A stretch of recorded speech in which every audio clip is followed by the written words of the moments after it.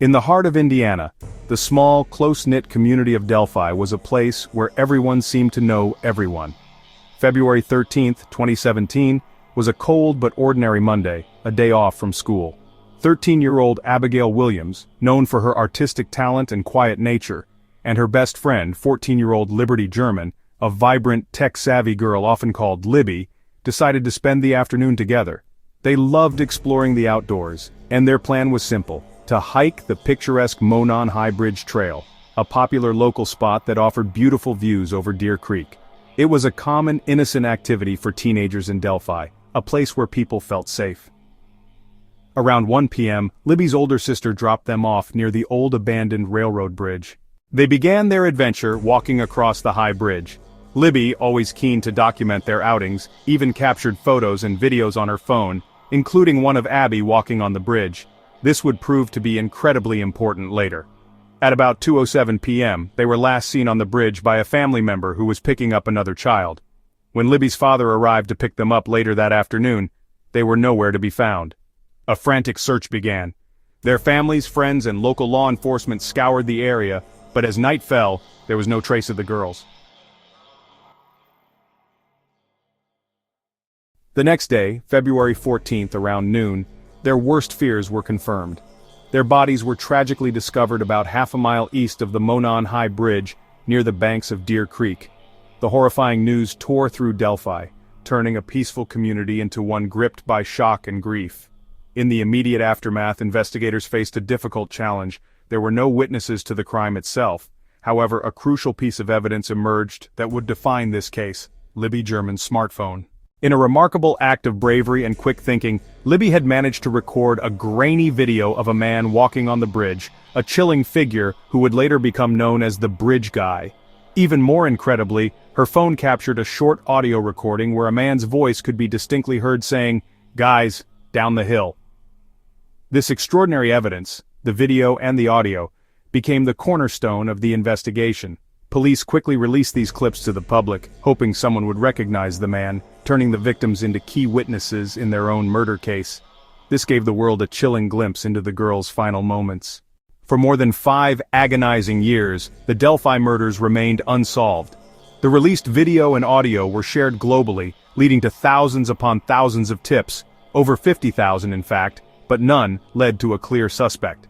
Investigators released several different sketches of a potential killer over time, causing confusion and frustration. The initial sketch showed a younger man, while a later sketch depicted an older, more rugged individual. The case became a cold case, but never truly forgotten. The unsolved murders cast a dark shadow over Delphi. Every strange car, every new face fueled worry and suspicion. The families of Abby and Libby lived in a constant state of grief and uncertainty, tirelessly advocating for their daughters and praying for answers that seemed perpetually out of reach. The memory of the Bridge Guy haunted the entire community.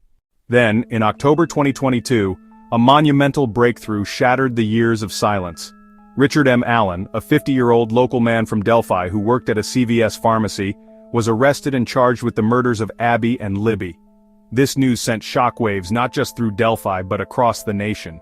Allen was not an unknown figure to law enforcement. He had been interviewed early in the investigation in 2017 because he had been on the Monon High Bridge trail that very afternoon, but he was quickly dismissed as a suspect.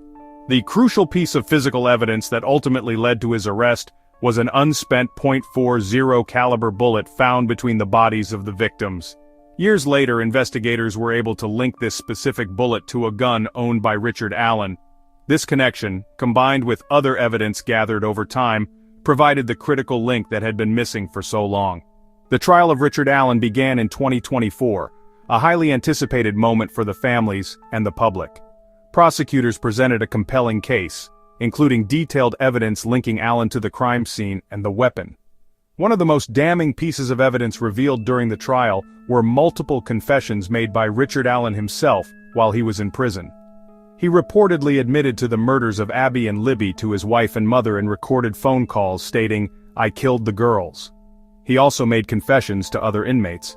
After an emotional and extensive trial on November 1, 2024, a jury found Richard Allen guilty on all counts of murder.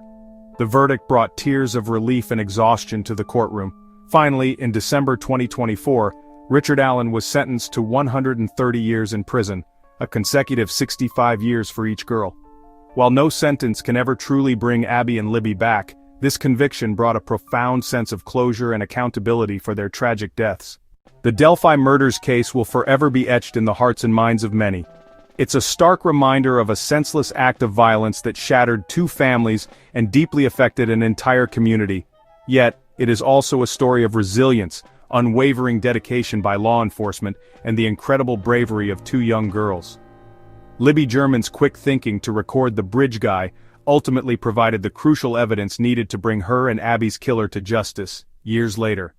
Their legacy will always be remembered not just for the tragedy they endured, but for the profound impact their courage had in solving their own case. The community of Delphi continues to heal, always remembering Abby and Libby and finding strength in the pursuit and ultimate arrival of justice.